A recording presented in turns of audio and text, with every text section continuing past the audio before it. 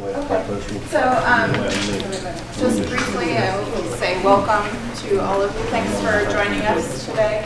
My name is Liz Glass. I am the Digital Scholarship Editor here in the library, and I'm a fairly recent addition to Brown's library staff to work on this new Mellon Digital Publications Initiative that we began with the Mellon Foundation last year.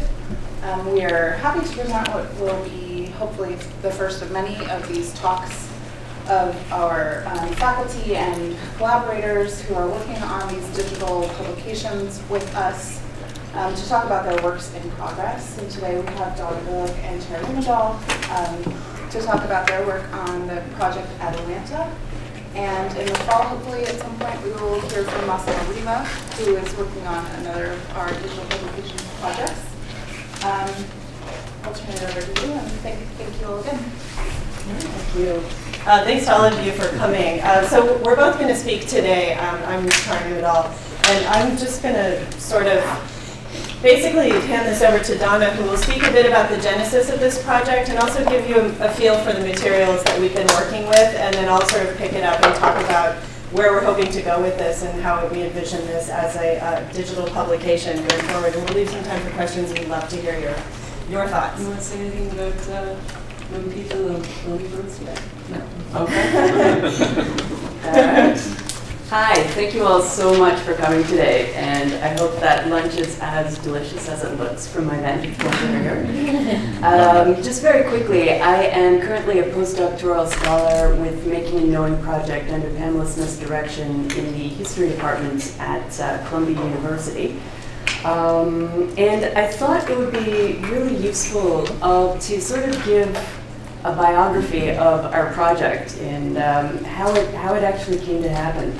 I'm electing to start with this slide from the Atalanta fugiens, this book, this project that is the subject of our exploration and talk today. Some of you may be familiar with the legend of the birth of Minerva, or Athena, how she sprang, she's the goddess of wisdom, technology, and warcraft. And she sprang fully formed, kitted out in her armor and all, from Zeus's head through the agency of Vulcan splitting it open with an axe. You can see that this is sort of playing out here, except it's Venus springing from Zeus's head, not Minerva. But I kind of wanted to start with this legend about thoughts and projects springing fully formed into the world, being born ready to go, because that's actually not what happened. So our project is a story of serendipity, actually. And it begins in 2008 when I came across a reference to a book by a 17th century alchemical savant named Michael Meyer. And it's called the Atalanta fugiens. And I came across a reference in a History of Science article while doing research for my dissertation, which has nothing to do with this project, actually. It was on a 17th century Puritan alchemist named John Allen, who operated in England and America. Happy to tell you all about it in the Q&A. But this History of Science article that references the Atalanta back in 2008, it piqued my interest, mainly because it showed what, to me, was a really interesting and enigmatic alchemical image from this book. So 2 weeks later, I was off to Chicago for a digital humanities conference. And I arrived early, so I went to the Newberry Library because I always wanted to see it. And I knew that the Newberry had a copy of the Atalanta, and I was really curious to check it out. So I called up the book, and it's totally not at all what I expected. It was very small, it was very intimate, it like fit into my hands and had a really nice heft. It came with music. I was totally stunned about this. This wasn't referenced at all in this secondary source that I was reading about. And the emblems were exquisitely engraved. And just very quickly, an emblem refers to the interplay between text and image that's laid out in a particular tripartite format, where you have a motto that introduces the subject, an allegorical image that sort of riffs off of what the motto is talking about, and then it has an epigrammatic poem that accompanies the motto in the image. And the reader is meant to unpack the layers of meaning that are embedded in this interplay between text and image through erudite contemplation. And there's a presumed shared corpus between the author, who creates the emblem, and the reader, who unpacks it, because they're both presumably reading the same material, the same literature, so the reader is able to apprehend the clues that the author has embedded in the text and the image. So that's a quick and dirty definition of what an emblem is. So this emblem book, it was a really beautiful, magical experience this afternoon, or that afternoon back in 2008 in the Newberry, just leafing through it, not having a clue what I was looking at, but swept away by its beauty. And then I went to my DH conference and I totally forgot about it. So 3 years later, it's December 2011, and now I'm at the Chemical Heritage Foundation, which is a private research library in Philadelphia. I'm working on my dissertation chapter that handles the reconstruction of John Allen's laboratory. And I had a couple of smoking gun citations from his correspondence. So I was working from the CHF's, that is the Chemical Heritage Foundation. I'm just going to call it CHF from now on.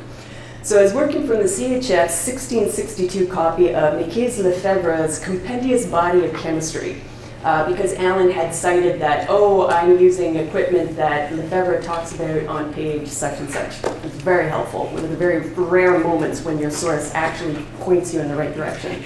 So prior to CHF, I'd taken a look at a digital copy of this work in EBO, and I took a screenshot. EBO is the early English books online. And I saw that this book by Lefebvre had some technical illustrations of laboratory equipment. But when I actually saw the book at CHF, I realized that the person scanning it did not unfold several pages. So I'm sitting there in the library at CHF, and when I saw the rest of the images, and this one in particular, I was struck by this feeling like, I've seen this before, where have I seen this before? And it took me a few days before it hit me, oh my God, I've seen these furnaces in the Atalanta fugiens at the Newberry a few years back. So CHF happened to have a copy, which we're looking at here. Interestingly, the first 11 plates of the CHF copy are hand-colored, totally unrelated, probably an early 20th century hand. But I realized that several of the Atalanta's emblems depicted allegorical representations of actual laboratory equipment and processes. And in here, we see the four orbs of fire that rain this work, illustrated here in this emblem, are actually evocative of the sublimating furnace. And this analysis bears out through what the epigram tells us in the accompanying textual discourse on the other side of the page. So I also began my analysis of the title page to Meyer's Atalanta fugiens, and it bears taking a few moments to go through it with you. First of all, the title, Atalanta fugiens, means Atalanta fleeing. Fugere derives from the Latin verb, fugiens derives from the Latin verb fugere, to flee. And the title goes on to read the new chemical emblems of the secrets of nature. In the body of the title, Meyer tells us that the book contains more or less 50 copperplate emblems, and he uses the words plus, minus, more or less. These emblems are to engage the eyes and intellect. They're accompanying with musical fugues for 3 voices to engage the ears and soul. And this work is meant to be contemplated, sung, and listened to with great pleasure. It's like the longest title ever in early modern history. And it's by the author Michael Meyer, Count of the Imperial Consistory, Doctor of Medicine, Knight Exemptus, etc., printed at Oppenheim from the press of Hieronymus Gallerus at the expense of Theodore de Brie in 1618. So the title is framed by images that depict the story of the legendary race between a fleet-footed huntress named Atalanta and her suitor Hippomenes, which Venus, the goddess of love, narrates in Ovid's Metamorphoses, Book 10. And the story is set in Hesperides. Hesperides is the name of the orchard that belongs to Hera, Zeus's wife, and it contains a tree that I accidentally just hit the button to, bearing immortality, giving golden apples. The garden is tended to by 3 nymphs of the evening whose sweet song fills the evening air. They're known as the Hesperides. And the term Vespers derives from their evensong. And the golden apples are guarded by the many-headed dragon Ladon. The story of Atalanta's legendary race goes like this. Atalanta's hand in marriage could only be won by besting her in a race, but if the suitor lost the race, he also lost his life. So the bodies are piling up and the stakes are high for Hippomenes, who asks Venus for help. And the goddess gives him 3 golden apples, which you can see that happening in action, from Hesperides. And she instructs him to distract Atalanta during the race by tossing them one by one in front of her. And this totally works. So she slows down to pick them up, he wins the race, and technically they should live happily ever after, but Venus gets really upset because the lovers neglected to give her proper thanks, and she takes revenge by filling them with overpowering lust as they happen to be walking by the temple of Cybele, which they profane with their copulation as depicted in the lower corner. And Cybele's then like, great, now I gotta punish you. Way to go, guys. So she transforms them into these lions whose punishment is to pull her chariot in servitude forevermore. So what does all of this have to do with alchemy? Well, might you ask? The answer happens on the next page, where we read the author's epigram. And here, Meyer essentially tells us that his protagonists, Atalanta, Hippomenes, the golden apple, are metaphors for the 3 principal elements, mercury, sulfur, and salt, the tria prima from which the Philosopher's Stone is created. So this experience at CHF in 2011 sparked a tandem research project, Atalanta alongside John Allen. Now, in the interests of time, I'm going to gloss over the next 2 brutally nerve-wracking years where I was finishing my dissertation and trying to get fellowships to pursue my Atalanta research, and just summarize by saying that both Chemical Heritage Foundation and the Huntington Library in California ended up supporting 3 months of Atalanta research in spring 2013. And during this period, I came to realize that this book did something strange. So Atalanta features 50 of these musical fugue emblem sets, and we're looking at emblem 1 right now. But I recognize that emblems 1 and emblems 2 combine into a single unit, like part A and part B of an introduction, for the following reasons. First of all, based on analysis of the text and image, these 2 emblems describe the male and female elements of the Philosopher's Stone, essentially expressing conception and inception of the Philosopher's Stone. Significantly, the mottos from emblems 1 and emblems 2 comprise 2 halves of a citation from a foundational alchemical text, the Emerald Tablet, which was believed to be authored by Hermes Trismegistus, an ancient Egyptian Magus king philosopher. So you can see I've sketched out the 2 mottos and the actual whole precept from the Emerald Tablet at the bottom there. So this text was considered by Meyer and his contemporaries as one of the most venerable authorities on the secrets of transmutation in the Hermetic corpus. So it's very appropriate Meyer should start the book with this as the prefatory matter. So Meyer structures emblems 1 and 2 to be understood by the reader as a single unit, like 2 sides of a coin. So this actually then reorders Atalanta from 50 fugue emblem sets to 49 fugue emblem sets. And that's the author calling to confirm my hypothesis is correct. This number struck me as significant for the following reasons. 49 is evenly divisible by 7. Meyer and his contemporaries believed there were 7 alchemical stages to producing the Philosopher's Stone.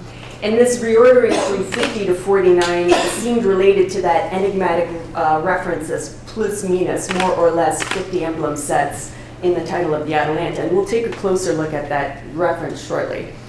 So the next part of the story happened during my subsequent postdoctoral fellowship at CHF for the academic year 2013 to 14, and I was really grateful and really fortunate to receive it. It enabled me to deeply immerse myself in this project. And months later, I had the opportunity to synthesize all of the Atalanta findings at the 2014 RSA meeting in New York, which my new boss, Pamela Smith, was attending, and I was about to stake my entire academic career on pitching to this group of historians of the fact that Meyer's Atalanta is a game. Needless to say, I threw up just before I gave the talk, but all went well. And I'm going to share with you the case study that I presented here at the RSA that day of emblem 26, Lady Sapientia. And here she is. So Sapientia is an extremely important figure in Meyer's alchemical scheme, probably even the keystone in the Atalanta's program. And here's why. So I'm going to walk you through how to read an emblem just as an early modern reader would. And you read an emblem in descending order like a scroll. So we start with the motto, which reads, "The fruit of human wisdom is the wood of life." And then we note parts of the image. We see the personification of wisdom, sapientia, and she's depicted as a crowned female holding two ribbon-like banderoles in her hand, sort of like a superhero. One side reads long life and health, and the other side reads glory and infinite riches. And then the epigram. "There is no greater wisdom in human affairs than the manner in which wealth and health arise. Her right hand holds salubrious length of years, her left hand conceals heaps of wealth. If anyone would approach her with hand and reason, she will be for him like the tree of life." Okay, so now let's parse emblem 26, just like the early modern reader would. The motto signposts wisdom and longevity as its theme. And please note that the Philosopher's Stone was believed to be a panacea that would be able to restore perfect health and longevity back to a pre-lapsarian human race. So the motto signposts wisdom and longevity, and its sources is Proverbs 3:18. "She is a tree of life to those who lay hold of her. Those who hold her fast are called blessed." Now, Meyer's depiction of sapientia stems from the biblical personification of wisdom as female throughout Proverbs, and this is based on the feminine gender of the noun wisdom in both Hebrew, Greek, and Latin. Her two banderoles are also excerpts from Proverbs 3:15, and the epigram is based on Proverbs 3:16 and 3:18. Compositionally, every single thing in this emblem is laden with meaning. Let's take a look at sapientia's crown. It is an allusion to the Kabbalistic tree of life. The diagram with the 10 sephirot, whose top 3 points express crown, keter, wisdom, chokhmah, and understanding, binah. That is the top triad of the tree of life. And these 3 sephirot correspond with Sapientia's crowned head and the banderoles in which her hands hold the scriptural texts. The landscape and Sapientia's placement in it is also significant. She stands at the center of a pathway between beams of celestial light and a tree whose root system can be seen through the ground. And note how the banderole in Sapientia's right hand connects to the Empyrean light and it's upturned, and how the one in her left connects to the roots of the tree and is downturned.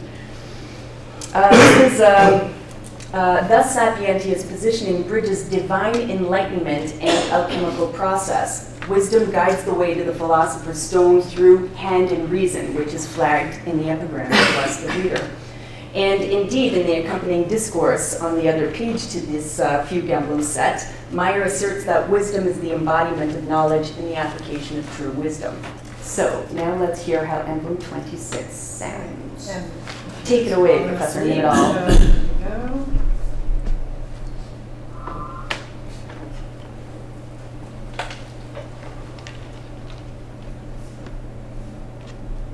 Try to listen now. No.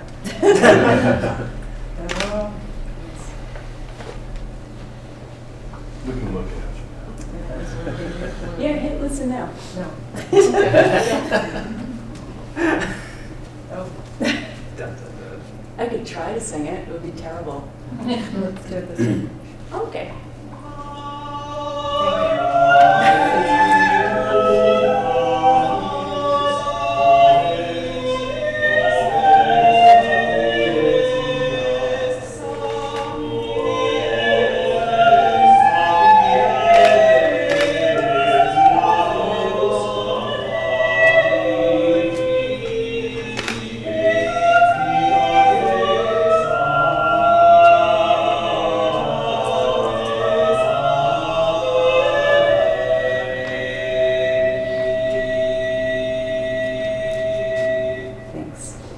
So the music is set for 3 voices, representing the 3 characters in both the Atalanta story and the Tria Prima. So we have Atalanta, fleet-footed Mercury, Hippomenes, sulfur, and the golden apple, salt. So let's start actually with the apple.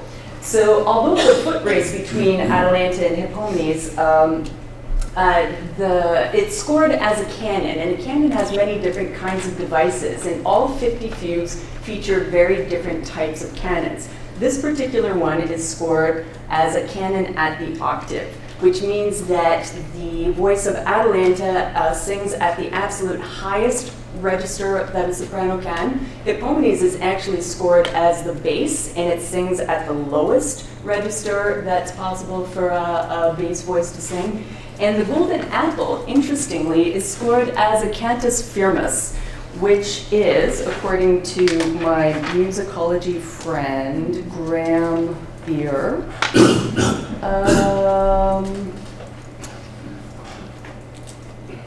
a cantus firmus is a melody in slow motion that serves as a foundation for the other parts that music theorists call a cantus firmus, a fixed voice. And commonly in history, composers have borrowed pre-existing melodies to serve as a cantus firmus, and Meyer is no exception. So the melody that the golden apple sings is lifted from a popular mass, the Christi section from the Kyrie Cuncta Potens Genitor Deus, which praises God the Creator. So it's very interesting that when we look at the music, we see it scored as Atalanta, Hippomenes, and the golden apple. As a canon, Atalanta leads and Hippomenes follows. Just think of the children's song, Row, Row, Row Your Boat, where one voice starts and the other voice follows in. But musically, the golden apple is in the middle. The golden apple acts as the fulcrum point, and we have Atalanta at the highest register and Hippomenes at the lowest register, acting as a musical bridge. So just as Sapientia embodies the idea of a bridge between two worlds, and this is evoked also in the way that the artist has composed set her compositionally in the allegorical image. She is a bridge between divine inspiration and earthly product. Just as Sapientia embodies the idea of a bridge between two worlds, so too do the voices in Fugue 26. Because there's another deeper layer to this emblem book beneath that which meets our eye. Buckle up, things are about to get really cool here. So recall that emblems 1 and 2 constitute two halves of a whole, creating a single unit, like two faces of a coin. Thus, Atalanta is reordered from 50 to 49 fugue emblem sets. And this shift in numbers is signposted by the reference in the title page to more or less 50 fugue emblem sets, plus minus. And note that this shift from 50 to 49, emblem 26 is transformed into emblem 25. So she is still, Sapientia is still at the center of the work. And this is significant because Sapientia forms our bridge into Atalanta's reconfiguration as a 7x7 magic square. The term for a mathematical puzzle that's comprised of a square grid of numbered cells whose rows, columns, and diagonals all add up to the same value. And in a 7x7 magic square, it's 175. So all of the columns, all of the rows, and both diagonals, when you add up the numbers, they come to 175. Nor is the Atalanta fugiens any old 7x7 magic square. And there are actually thousands of possible constructions. It's a very particular magic square.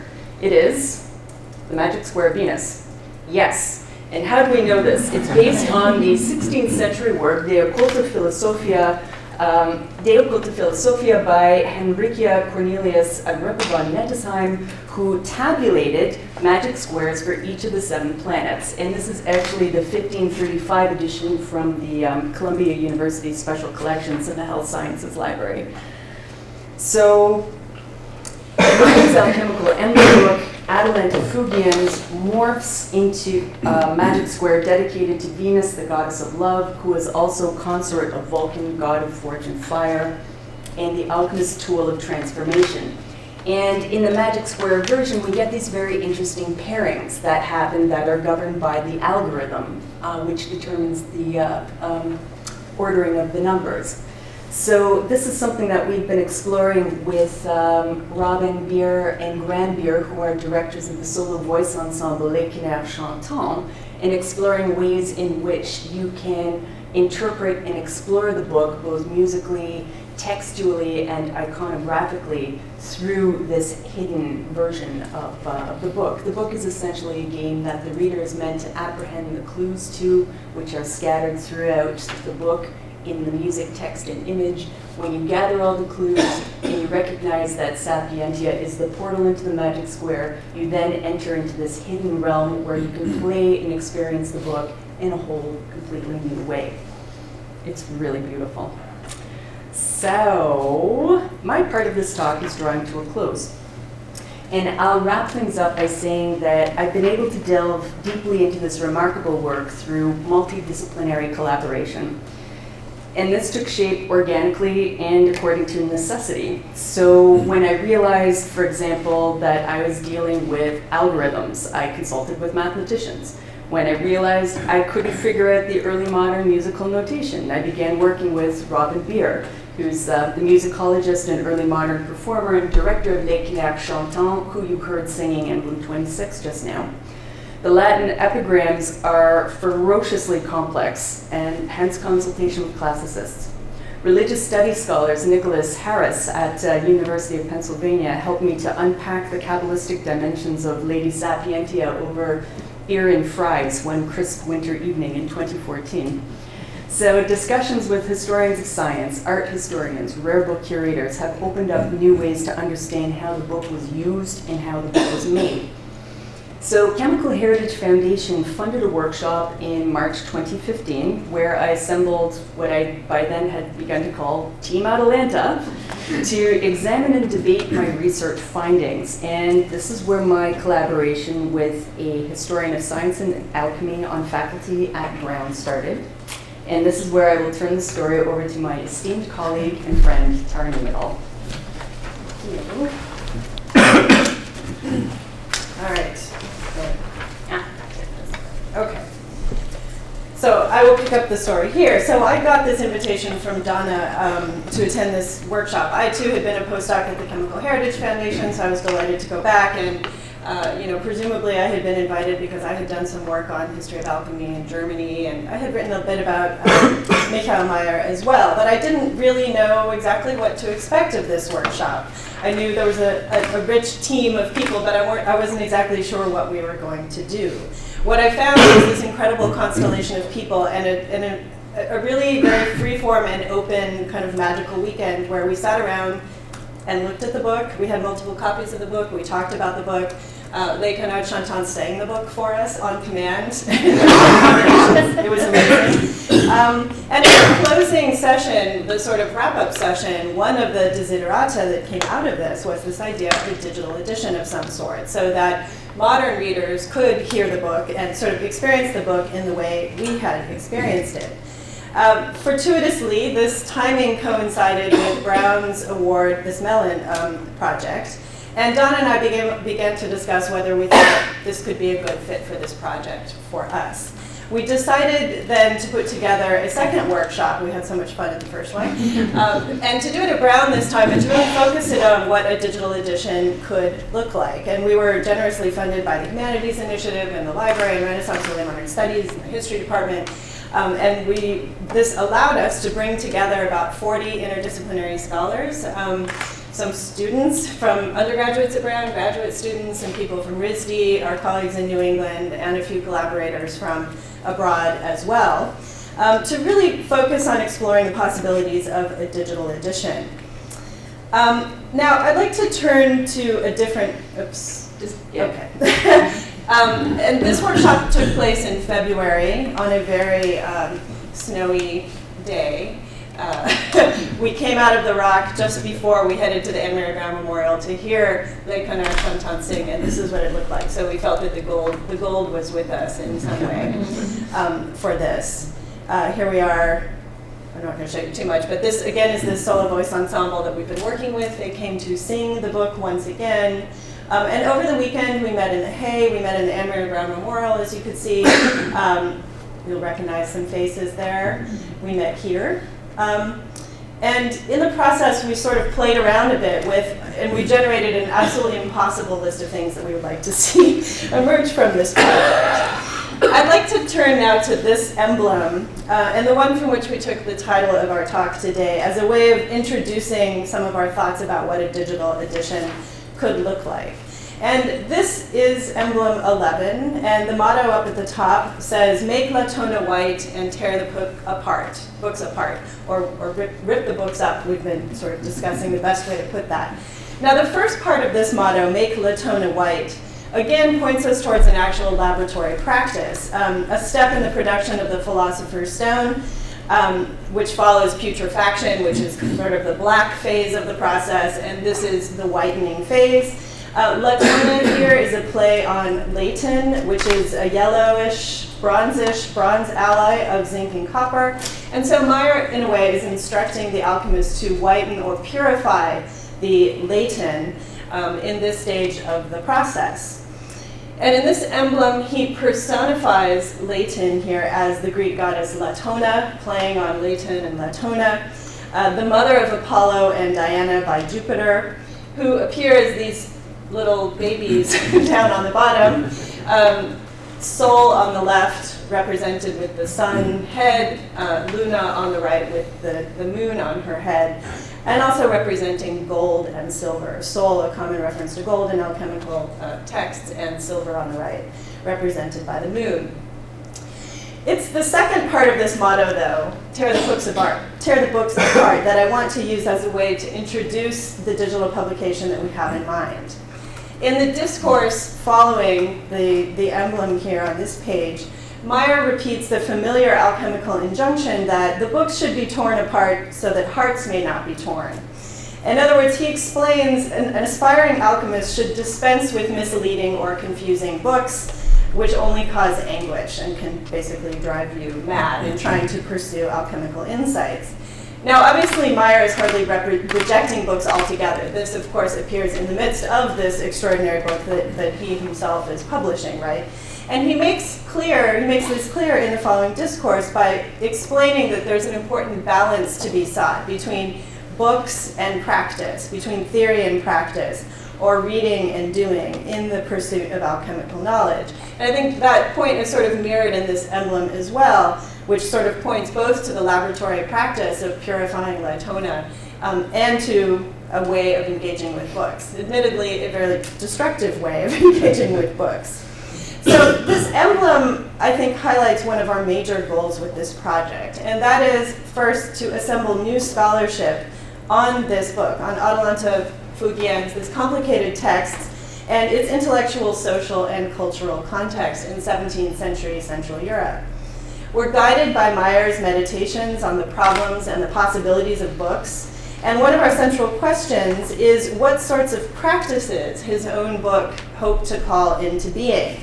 What, in other words, did Meyer hope people would do with this book? Did he want them to just sort of read it, in order and so on? Or did he want them to use it as a guide to other alchemical books, take it into the laboratory as a kind of lab manual? Were people to assemble a vocal ensemble and sing it together, or simply put their heads together and do it? Or was it, as Donna has suggested, a kind of courtly game, kind of dinner table theater or something, fodder for the discussion of erudite courtiers?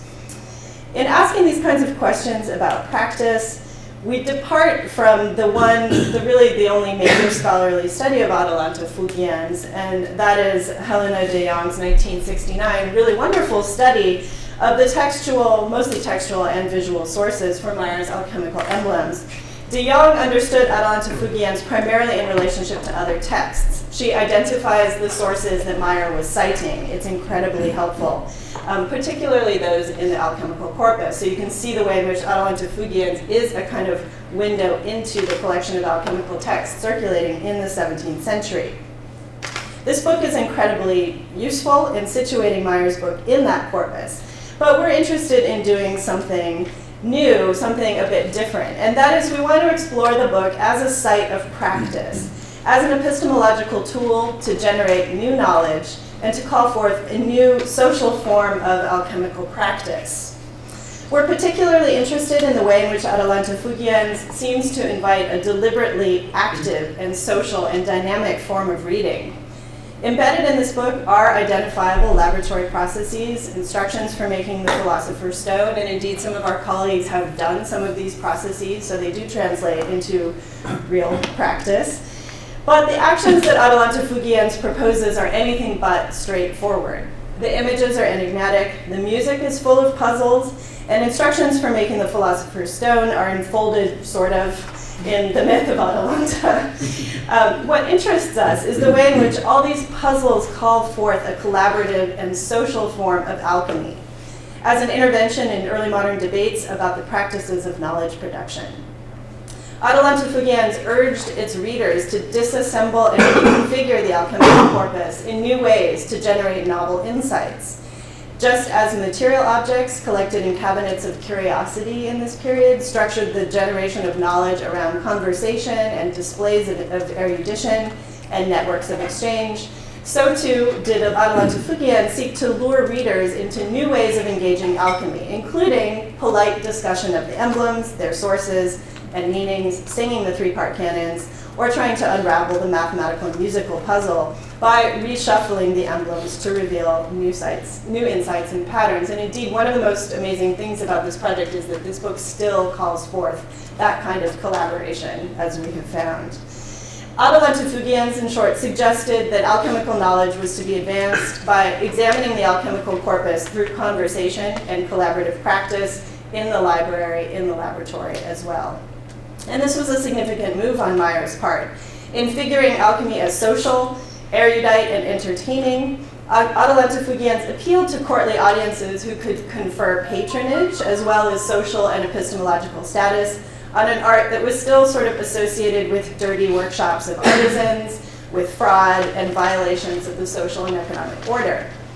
At the same time, Meyer also dispelled the figure of the solitary antisocial alchemist sort of huddled in a dark underground laboratory who had become the target of numerous satires of the period, including one of Meyer's own texts, the Examen Fucorum Pseudochemicorum, which is an attack on false alchemists.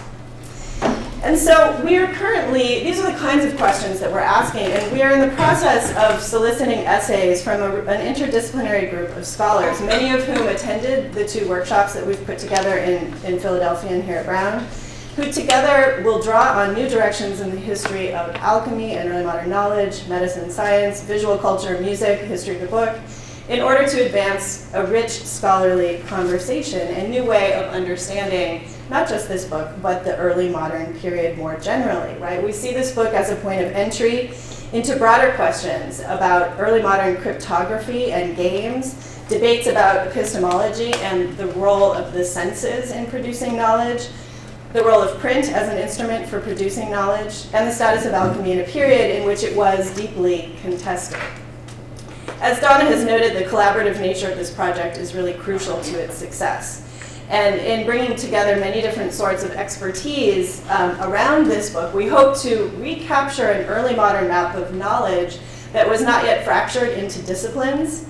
In short, a single reader in Meyer's book could grasp all of this: alchemical theory, Greek mythology, math, music, but we need collaboration in order to do this. We have lost the capacity to do all of these things at once, most of us, even scholars of the period.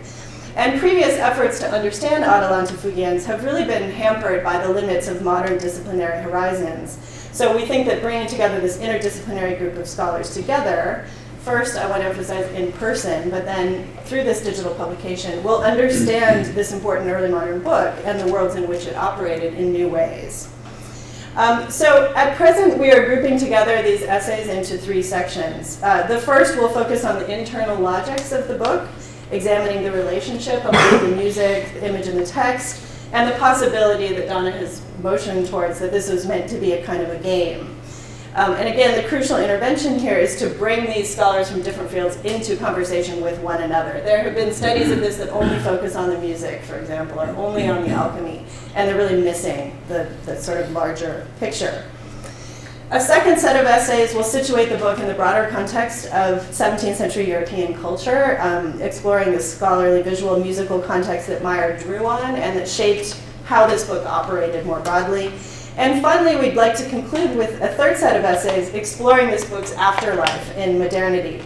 It is still a touchstone for practicing alchemists today, for cryptographers, and for musicians who, like this vocal ensemble we've been working with, perform the book as well. Now, crucially, we want these essays to appear in digital form, and so we hope that we're encouraging our authors to use media, so recordings of the music, for example, or images, potentially even videos of reconstructions of the alchemical processes that are contained within this book. Now, Meyer's injunction here to tear the books apart also points to the second part of this project, and this will bring me to a close, and that is we would like to produce a dynamic enhanced digital edition of Atalanta fugiens and integrate that into the scholarly essays. A digital edition of Atalanta fugiens will allow readers to recapture the early modern, interactive, and multimedia experience that Meyer alludes to in his title page of hearing, reading, seeing, and manipulating the book. The multimedia features of this text, and particularly I think the music, are difficult for most early modern readers to grasp without additional annotations or associated recordings. Meyer's challenge to tear the books apart also suggests an additional way to take advantage of digital tools, because he seems to invite, if you go with Donna on this magic square idea, he's inviting readers to read the book in ways that are difficult to do with bound copies. And that is, for example, reorganizing the emblems to reveal new layers of meaning. As a magic square, for example, or even in a sort of looser way, I could imagine pulling out all the images that feature women doing things, for example, or you could follow Sol and Luna throughout the book in some of the emblems. You could pull all those out together and take your time looking at those emblems in conversation with one another in digital form without damaging the book that Rachel has kindly bound for us recently here at Brown. Finally, this project has the potential to link modern forms of digital publication back to the cutting-edge technology of the 17th century, namely the book, the printed book, the paper book. Many libraries, including the Hay here, have copies of the Atalanta fugiens, and some of these copies have distinctive features. They have marginalia. The Columbia copy has a number of pages bound into it with all kinds of other notes and so on.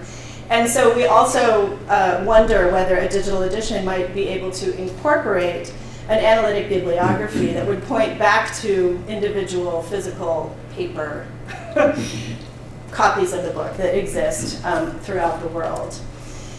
So I want to bring this to a conclusion, and just to say that these two workshops at the CHF in Philadelphia and here at Brown, as well as our own scholarly work on the history of early modern Europe, have already generated a lot of new scholarly activity around this book. And what we aim to do first and foremost is to collect that and to publish it in a form that can, with these digital tools that can sort of bring it to life, right, and allow us to hear the music and so on.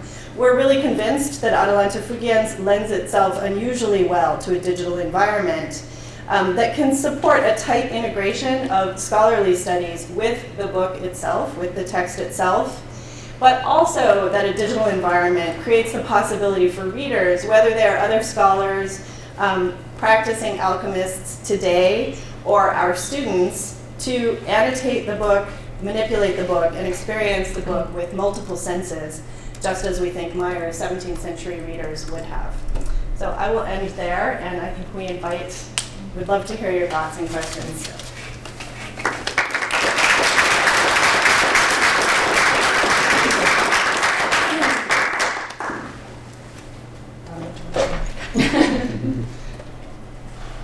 Yeah, Elias. So what does, first of all, incredible project. I have a little question. What does a fugue have to do with fugiens? It's a play. Meyer is obviously not writing fugues according to the type of music theory that a fugue adheres to. Rather, it's another riff off of the Latin verb fugere, to flee.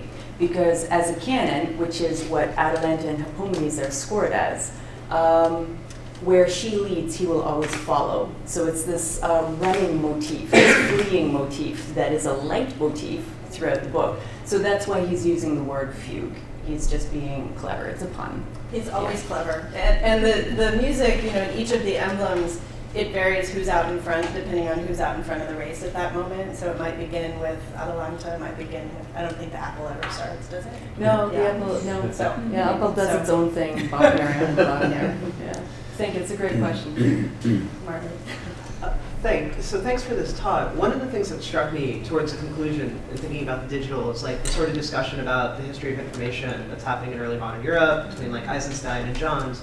And one of the things that I think is interesting to think about is that this sort of book is very different from how you'd read a medieval scroll, for example. But then moving it into a digital sphere, it's also going to have like a different sort of reception. So I guess I'm wondering how you guys are envisioning the transition between the book to the digital sphere, and whether you're aiming to kind of recreate the original authenticity of engaging the book, or whether you're open to the kind of transformations that will inevitably happen when you're doing a multimedia project, and especially one that's maybe more broadly accessible. So both. On the one hand, we want to help modern people read the book in the ways that we think 17th century people would have, right? So that's the sort of allowing them to access that music, even if they're not conversant with music, and perhaps that might involve reordering, right? As if with the Magic Square idea. But we're also very aware, both of us are very interested in this afterlife idea, and this is a living book that people are continuing to use in all kinds of ways that Meyer did not intend, and we would like to make it possible for people to do that as well. So one of the things, this was sort of a joke, but it keeps sticking with me, in our workshop last February, it was the idea of like an alert that comes up. Yes, well, that too. But sort of an alert that comes up that's sort of like warning, you are about to do something that a 17th century person would not have done, sort of thing. To make the demarcation clear, because I think that there should be space for both the past and present to coexist in this flexible canvas that is our digital edition. So there's two really interesting points on that question I kind of want to riff off of. First has to do with the music, how musicologists deal with interpretation, and the second has to do with a second edition of this book in 1687. So one thing I've learned from my musicology colleagues who work on 16th and 17th century music is the composer has always left a certain degree of interpretive flexibility up to the performer. So a performer actually is expected to put their own spin on the music and their performance in certain ways, guided ways, albeit, but there's a lot more autonomy as a performer playing music than there is after the 18th century, where you are guided stanza through stanza to exactly when the crescendo peaks and then goes into pianissimo. So I've learned from my musicology colleagues that imagination is a really integral part of their methodology and their toolkit. And that's something that we as historians, I think, have an opportunity to explore with this particular project, legitimizing the role of imagination in rigorous scholarly research. And second has to do with the 1687 edition that came out. This is already a couple of generations after Meyer has passed on to the next world. And it's published without the title page, so none of the clues or signposts, and it's published without the music. So it totally changes the rhythm of reading, because now one emblem goes crashing into the other, and there's no balance between the elegancy is lost that you see before you. In the book after 1687 really becomes valued for its bibliographic content, because the one element that we haven't shown you is when you flip the page, there's a 2-page discourse that textually undergirds these fugue emblem sets. It's very rich with more enigmatic, allegorical descriptions of what's going on, but also it's a snapshot of the entire Hermetic corpus up to 1617. It's fabulous for that. So in 1687 already the book is completely reframed and repurposed and used in a completely different way. The music is lost. The game is not played or acknowledged, and no one cares or no one knew about it. So it's interesting in terms of the afterlife of the book, what the author intended, what the author didn't intend. We have a contemporary early modern example who has appropriated the book for its own purposes and maybe even fitting a restricted financial model. I mean, who knows really? I don't yet know what the reasons were behind. I assume producing the music would have been one of the considerations in the financial model that the publisher was probably hoping to fit. So I think there's precedent for us. That's really what I want to say, both in terms of how other disciplines approach, their interpretation and the parameters that they established to do so, and also how early modern readers used and reused, repurposed and appropriated books. So yeah, we're going to do both. Yes. Just to follow up on that, in the 1687 version without the music, I thought that the idea of collaboration and discussion and openness was really very interesting, except when you mentioned the 1687 that undoes the game. Yeah. Doesn't that point to this maybe being a failure? And there's no collaboration, no conversation, no one playing the game. I mean, isn't that a pertinent question to Who ask? knows? And this is after the 30 Years' War, right? I mean, there's a lot that has happened politically and intellectually in Europe in the periods from when Meyer passes on. I think it's 1622 or 1624. One or the other, and 1687. And with the removal of the music, it does become a solidly exercise for a single reader to enjoy. An emblem book is always inherently interactive because you are always engaging with the interplay between the image and the text and the larger literary corpus that the author is drawing from. So different emblem books have different sort of gaming elements to them. Atalanta is not an anomaly in this genre, it just supersizes that to like a whole new level. But that's an excellent point. But I would just add that, alchemy has failed in a way by 150 years later. This is completely aspirational. Meyer's vision of what alchemy should be, erudite, learned, respected, he fails. So it has failed. Just one other comment about the idea of collaboration. From the title page, we know that, well, Meyer's the author. Debris cut the images. Well, yeah. What else do we know about did Meyer compose the music? And this is another question on composition. Is it collaborative composition as well as a call for collaboration? Yeah, the short answer is that he lifted a lot of the music from a contemporary English printed book of music. Most of the music came from that, but not all of it. And so some of it came from, maybe he wrote it, or maybe he lifted it from another source we haven't figured out yet. So, and a lot of the text is also, lifted is a modern term, right? So a lot of the text also comes directly from other alchemical texts.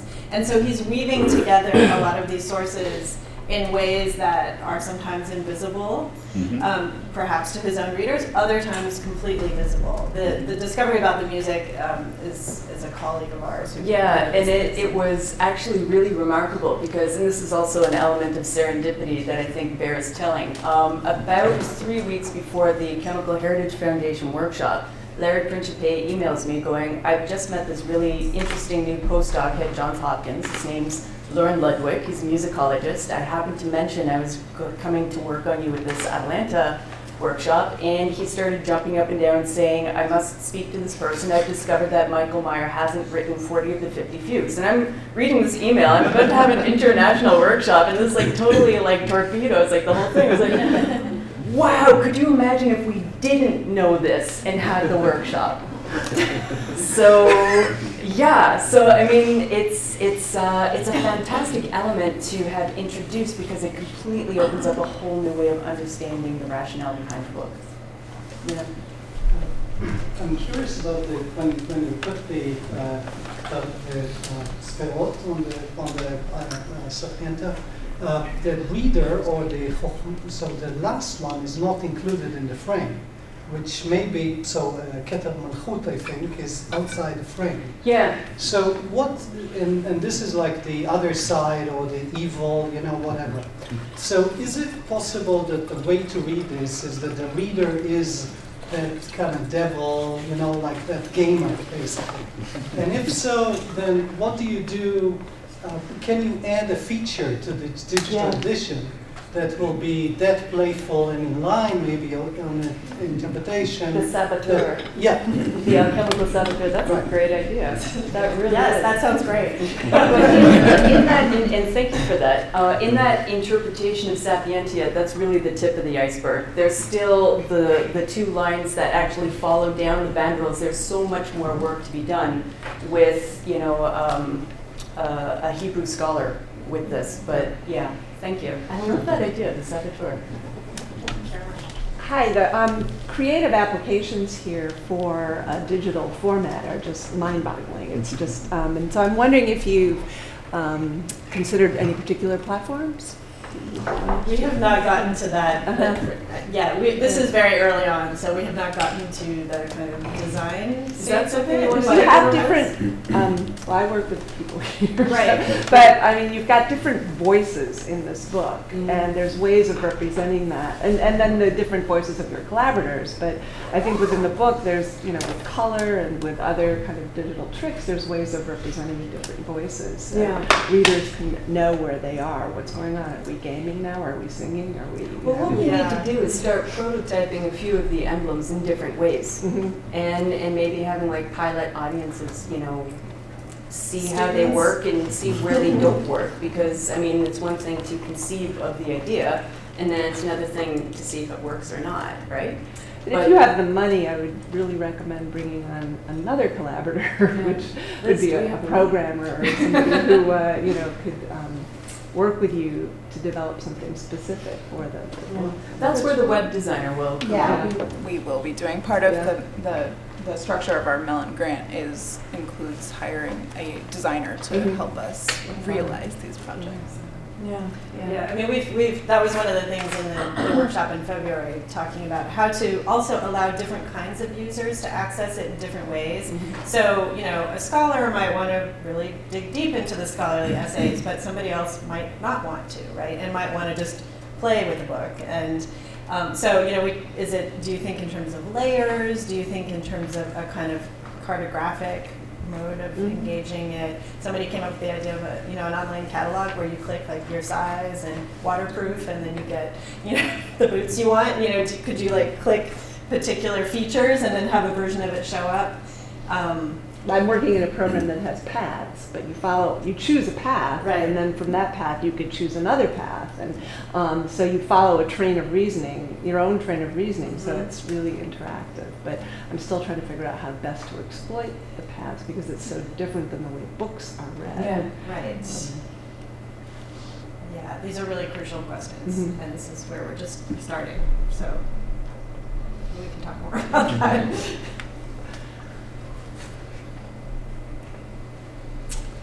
Well, okay, thank you all so much for coming.